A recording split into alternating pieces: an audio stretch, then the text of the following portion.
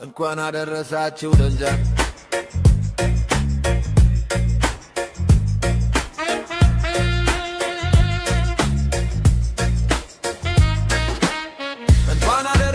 ነገራችን ላይ ተመልካቾቻችን አሁን የምንገኘው በጣናነሽ 2 የቪአይፒ ክፍል ውስጥ ነው። ጀልባዋ አንዱ ልዩ የሚያደርጋት ነገር እጅግ ዘመናዊ የሆነ ቪአይፒ ክፍል አላት። ምናልባት በባህር ትራንስፖርት አገልግሎት ላይ እየተጠቀመ ያለ እዚህኛው ክፍል መግባት የሚፈልግ ማንኛውም ከስተመር ካለ ይችላል። ከዛ በተጨማሪ ደግሞ የተለዩ እንግዶች ይኖራሉ። አመራሮች ሊሆኑ ይችላሉ፣ የቱሪስቶች ሊሆኑ ይችላሉ፣ ከተለያዩ ሀገራት የመጡ የዲፕሎማሲውን ተከትሎ የመጡ እንግዶች ሊሆኑ ይችላሉ። ሲመጡ እዚህ ክፍል ውስጥ ነው የሚቀመጡት ማለት ነው። ሌሎች ክፍሎችም ውስጥ ቴሌቪዥን እና ሌሎች የመዝናኛ አማራጮች አሏቸው። እዚህም ደግሞ ያ አማራጭ አላቸው። በፈለጉት ሰዓት ደግሞ በዚህ በኩል ብቅ እያሉ የሃይቁን ሙሉ መረጃዎች መመልከት ይችላሉ ማለት ነው። አዎ እንደ ቴራስ አይነት ነገር ያለው እይታ በውጭ በኩል አለ። እሱ በጣም ደስ የሚለው ነው። ከዛ በተጨማሪ ጣናነሽ 2 ትለያለች ስንል በጣም ብዙ እንግዲህ መስፈርቶች ነው። አንደኛው የውሃ ስርዓቷን ውሃ የምታስተናግድበትን ስርዓት በልዩነት ማንሳት እንችላለን። የኤሌክትሪክ ስርዓቷንም እንዲሁ ማንሳት እንችላለን። በነገራችን ላይ እኛ አሁን ባደረግነው ጉዞ ላይ ጄኔሬተር ተጠቅመን ነው እንግዲህ መብራቱን የሚያበራ ነው የነበረው። እሱንም እንዲሁ በልዩነት የምናነሳው ነው። ሌሎቹ ጀልባዎች ለምሳሌ ደሴቶቹ ላይ ለመሄድ የሚያደርጉትን ጉዞ እንግዲህ የሰዓቱን ጉዞ ከግማሽ በላይ እንዲሁ በማሳነስ እንዲሁ ፍጥነቷንም በልዩነት እናነሳዋለን። እንግዲህ አላውቅም ማዕበል ሲፈጠር ወይም የተወሰነ ማዕበል ሲኖር እንዴት አይነት አለመረጋጋት ሊኖር እንደሚችል አሁን ግን እየተጓዝን ያለነው በጣም በቃ ቤታችን የተቀመጥን እስኪመስለን ድረስ ነው። ለማንኛውም ተመልካቾቻችን አንድ ፕሮግራም እንጋብዛችሁ ስለ ጣናነሽ አጠቃላይ መረጃዎችን የሚያሳውቃችሁ ወይም ደግሞ የሚሰጣችሁ ፕሮግራም ነው። እሱን ተከታተልን፣ ተመልሰን እንገናኛለን።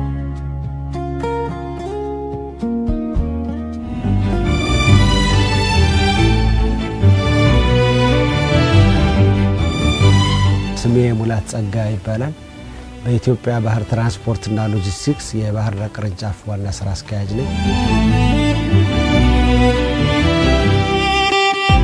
ተቋሙ ብዙ ጀልባዎች አሉት። ከብዙ ጀልባዎች መካከል ጣናነሽ 1 የሚባለው አንዱ እና ሁለገብ አገልግሎት የሚሰጥ ትልቅ ጀልባ ነው። በመያዝ አቅሙ በወንበር 400 ሰውና በክብደት 80 ቶን ወይም 800 ኩንታል የሚጭን ነው። ስለዚህ ሁለገብ አገልግሎት የሚሰጥ ነው ጣናነሽ 1። የጣናነሽ ቁጥር 2 መምጣት ከአደለም ተጠቃሚውን አደለም የባህር ዳር ህዝብና የጣና ሐይቅ ደሴትና ዙሪያ ነዋሪዎችን መላ ኢትዮጵያን ያስደሰተ አንድ ያደረገና እዚህ ላለው ለቆየ ጊዜ ለብዙ ጊዜ ሳይሻሻል የቆየውን የባህር ትራንስፖርት በአጭር ጊዜ ብዙ ለውጥ ያመጣ ለነገም ተስፋ የሰነቀ ኩነት ነው። ከነበሩት ጀልባዎችና ከዚህ ጋር ስናነጻጸር የተሻለ ታሪፍ አስቀምጠን ህብረተሰቡ በምቾት ተመችቶት ፈጥኖ ደርሶ ቦታ ይዞ ተቀምጦ ከዕቃ ጋር ሳይጫን ከእንስሳ ጋር ሳይጫን ህብረተሰቡ በመገልገሉ በጣም እኛም ይሄን በማየታችን ደስተኛ ነን።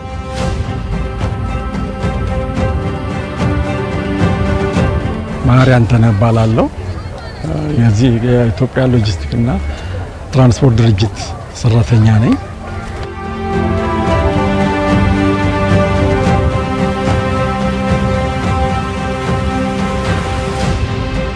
ለእያንዳንዱ ሰው መቀመጫው ስር የህይወት ማዳኛ መንሳፈፊያ ጃኬቶች አሉት። በጉዞ ላይ ሙቀት አስቸገረኝ ሞቀኝ ንፋስ መታኝ አይልም። ውስጡ ኤር ኮንዲሽን አለው። ሁለተኛው ነገር ደግሞ በየኮምፓርትመንቱ ላይ ቴሌቪዥኖች አሉት። ሌላው ደግሞ ምንድነው የእሳት አደጋ መከላከያዎች አሉት።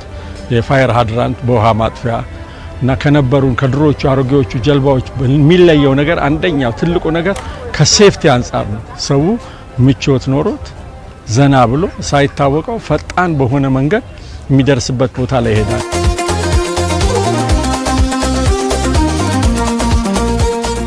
በአገራችን ታሪክ ይሄን ያህል ክብደት፣ ይሄን ያህል ከፍታ፣ ይሄን ያህል ርዝመት ያለው እቃ በመጫን የመጀመሪያው ነው ጉዞ። ስለዚህ ለአገራችንም ትልቅ ልምድ ያሳለፈን ምን እንዴት ነው ምንጭ ነው መንገዶቻችን ምን ያክል ክብደት ይሸከማሉ፣ ምን ያህል ስፋት ያስተናግዳሉ፣ ምን ያህል ከፍታ ያስተናግዳሉ የሚለውን ሁሉ ብዙ ነገር እየተስተካከለ ለሷ በሚመጥን መንገድ ሆኖ ነው የደረሰችው። ስትመጣ መላ ኢትዮጵያ ሕዝብ በየተዳረሰችበት በአካል ማግኘት የቻለ በአካል ማግኘት ያልቻለ ደግሞ በሚዲያ ራሱን ድጋፍ እያደረገ ነው ወደዚህ እንድትገባ የተደረገው።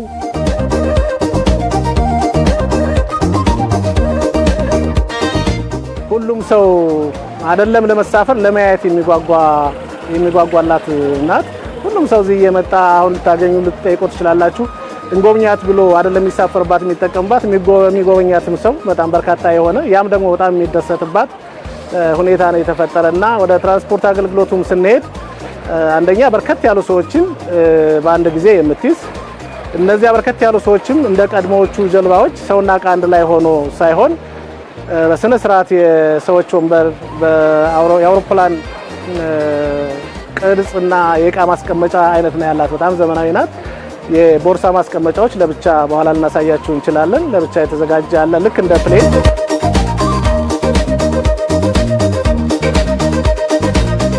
እንደምታዩት ወንበሩ በጣም ዘመናዊ የሆኑ ወንበሮች ነው ያሉት። ሰው እያንዳንዱ ሰው ወንበር ይዞ ነው የሚሄደው። ከዛ በተረፈ እያንዳንዱ የያዘውን ሻንጣ የሚያዘ ምንም ያዘ እያንዳንዱ ያሁን የሻንጣ እንትኖች ናቸው። ልክ አየር መንገድ ማለት ነው። እንደ አየር መንገድ ኤር ኮንዲሽነር አለ። ስለዚህ ሰው ምቾት ከኢትዮጵያ አየር መንገድ ያልተናነሰ እንትን ነው ያላት።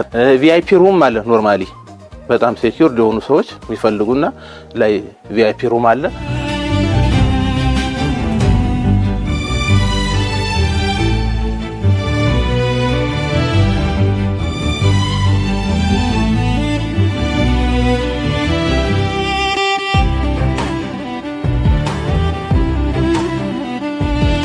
ከጣናነሽ አንድ ጀምሮ ቀጥሎ ሌሎችም አሉ። ያሸዋ የዕቃ ጀልባ ምንላቸው 3 ጀልባዎች አሉ። ንጋት በጎርጎራ ወርክሾፕ የተመረተ አለ ልክ የጣናነሽ አይነት አገልግሎት የሚሰጥ ሌሎችም የቱሪስት ጀልባዎች አሉ። ስለዚህ እነኛ ከጣናነሽ 2 በፊት የነበሩ በአቅምም በዘመናዊነትም በብዙ መንገድ የሚስተካከሉ አይደሉ። ስለዚህ ጣናነሽ 2 የተባለችው ጣናነሽ 1 በመኖሯ ነው።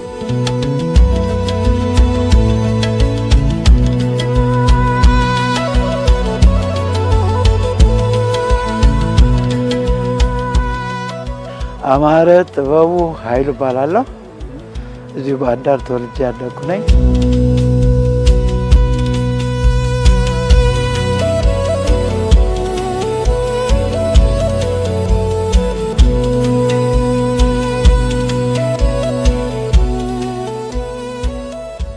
ለአሳዎች ዳቦ ገዝቼ እመጣለሁ። አሳ ብዙ ይገኛል ተብሎ አይደለም፣ መዝናናቱን በጣም ወደዋለሁ እና ብዙ ጊዜ ብዙ ህይወት የማሳልፈው ብዙ ትርፍ ጊዜ ካለኝ እዚህ ነው። በተለይ ሰው ልጅ በጥሮታ ሰዓት ወደ መጠጥ ቤት ሌላ ቦታ ከመሄድ ይልቅ እንዲህ አይነት ተፈጥሮ ባለበት ቦታ ላይ መዝናናትን ቢያደርግ የበለጠ ደስ ይላል። አሶችም እንዲወረወርኩላቸው ሲጫወቱ ራሱ ትልቅ ደስታ ነው ለኔ እና በጣም ደስ ከሚለኝ የመዝናኛ አንዱ በጣና ላይ አሳዎችን የተለያዩ ማጥመጃ እንትኖች አሉኝ። እዚህ ቁጭ ብዬ ሲጫወቱ እላለሁ። በዚህ ጊዜን አሳልፋለሁ።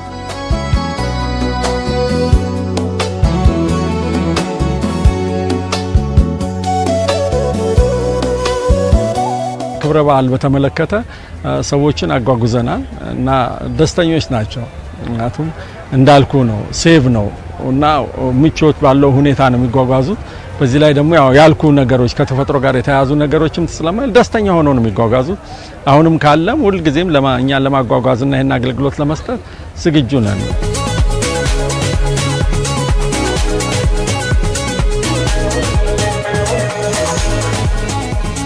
ከሌሎቹ የሚለያት ዕቃ አትጭንም። የሰው እና የመንገደኛ ጀልባ ብቻ ነች። ሌሎቹ ሁለገብ ናቸው ወይ ዕቃ ብቻ ናቸው። እሷ ግን የመንገደኛና ወይም የሰው ብቻ ነች። ይሄ ለምቾት ሲባል ለደህንነትም ለምቾትም በተለይ ለደንበኞች ምቾት ለፍጥነት ሲባል በዚህ ልክ የተሰራ ነው። ስለዚህ ዕቃውን ሰው በሌላ ካርጎ ጀልባ ይልካል፣ መንገደኛው በዚህ ይሄዳል ማለት ነው። ትራንስፖርት ላይ ትልቁ ነገር ሴፍቲ ነው፣ ደህንነት ነው። የተጓዥን ደህንነት መጠበቅ ነው። ከዛ አንፃር የነዚህ አይነት ጀልባዎች ቢበራከቱ የተጓዦች ደህንነት በአስተማማኝ ሁኔታ ተጠብቀው ይደርሳሉ። ኢንኬዝ እንኳን አደጋ ቢደርስ እንኳን አሁን ጀልባዋ ላይ ስንሄድ ልታዩት ትችላለ። በራሱ ተነፍቶ ሰዎችን በአንድ ጊዜ 50 ሰው 60 ሰው ሊይዝ የሚችል ላይፍ ራፍት የሚባል ነገር አለ። ያ ሁሉ አለ። እንደገና ላይፍ ሪንጎች አሉ። ፐርሰናል ላይፍ ጃኬት አለ። እነዚህ ሁሉ ሴፍቲ ሜጀሮች ናቸው። ስለዚህ ሰው አንድ ነገር ቢሆን እንኳን ህይወቴ ይጠፋል የሚል ነገር አይኖረውም። አትሊስት ሰርቫይቫል የሆነ ለዛን ሰዓት እንኳን ሌላ ተጨማሪ እርዳታ ሰጪ እስኪመጣ ድረስ ህይወት ማቆያ ነገሮች አሉት።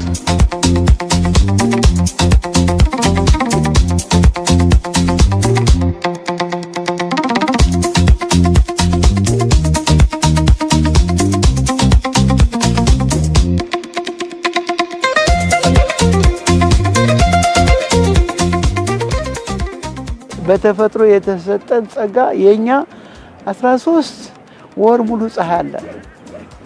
ፈረንጅ በበረዶ ሲጋገር በላይ በበረዶ ኖሮ ያችን ፀሐይ ጊዜ ሲያገኝ ቆዳውን ለማጥቆር አሸዋ ውስጥ ተቀብሮ ፀሐይ ሲሞቅ ይውላል። ጥቁር መነጽር አድርጎ ለምንድን ነው ቢባል ቢቾች ስላሉ ነው። እነዛ ቢች ናቹራል ናቸው፣ አርቲፊሻልም ናቸው። እኛ ግን ያያለን አልተጠቀምንበትም። ዘኦንሊ እኮ ሊደረግ የሚችለው ንጹህ አሻ ተፈልጎ ቢቹን መስራት ነው። በጣም የሚያማምሩ ቦታዎች አሉ፣ አልተጠቀምንበትም። ያ ሰውም አልተጠቀምንበትም እና ስለዚህ ጣናን ሚስዩዝ አድርገነዋል ነው የምለው። እንደውም አስተዳደሩ ወይም ማዘጋጃ ቤቱ በዚህ ላይ ከፍተኛ ትኩረት ቢያደርግ እኛም አብረን ተባብረን ስራውን ብናስፈጽም ጣና ከዚህ የበለጠ ግልጋሎት ሊሰጥ ይችላል።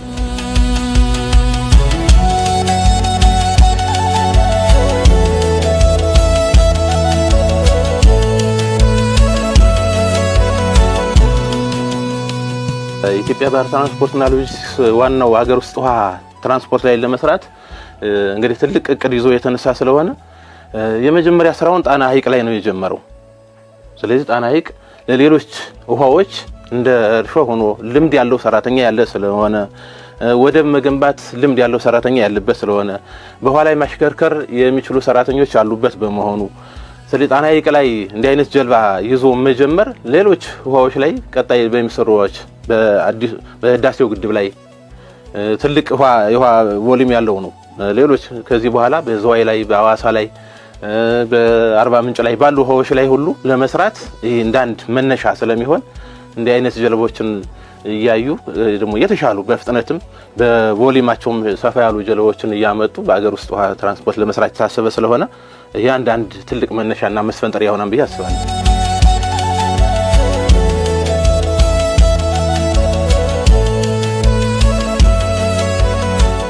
ያሳ ዝርያውና መጠኑ ራሱ እየቀነሰ መጥቷል። የነበረው የአሳ ብዛት እየቀነሰ የመጣበት ጊዜ ነው። ይሄን ለማድረግ እንደ አውሮፓዎች እንደና ሌላ ነገር በትነን እናረባለን ባንል ቢያንስ እንኳን የሚበክላቸውን ነገር ማስቀረት በጣም ትልቅ ነገር ነውና በዚህ ዙሪያ የሚያስብበት አካል በደንብ ያስብበት ደስ ይለኛል። ጣና ለእኔ ምን ልበልሽ መሰረቴ ነች፣ ህይወቴ ነች፣ ትዳሬ ነች ማለት ኦልሞስት ምንም ልልሽ አልችልም። ጣና በቃ ለእኔ ቤዝ እነዛ ሆነ ሳበዛውበት ምስጋናውን ጣና ስለሚያንሰውም ነው።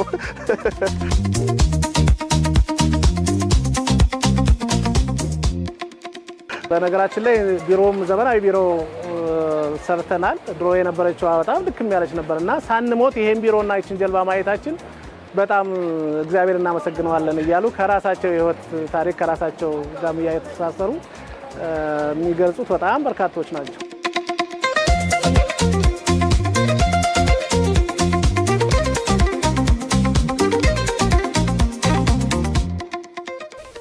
አብረን እናርጋለን፣ አብረን እንዘምናለን። የህዝብ ተቋም ነው። ስለዚህ ድርጅታችን በዚህ ደረጃ ወደውን በቀጣይ ማዘመን ማሻሻል እቅዳለሁ። እሱ ደግሞ የተሻለ ይሆናል ብዬ ተስፋ አደርጋለሁ። አውደ ዓመቱ ነው ወዳጅ ከዘመድ የሚያገናኘው። አውደ ዓመቱ ነው፣ አውደ ዓመቱ ነው የተጣላውን የሚያስታርቀው። 2011 2018 የጥምቀት በዓል ፋና ሚዲያ ኮርፖሬሽን ከኢትዮጵያ የባህር ትራንስፖርትና ሎጂስቲክስ ጋር በመተባበር ያቀረበላችሁ ነበረ። አብራችሁን ስላላችሁ ከልብ እናመሰግናለን። ከእናንተ ጋር እዚህ እንሰነባበታለን። ሌሎች የፋና ሚዲያ ኮርፖሬሽን ዝግጅቶች ግን ይቀጥላሉ። አብራችሁን ቆዩ።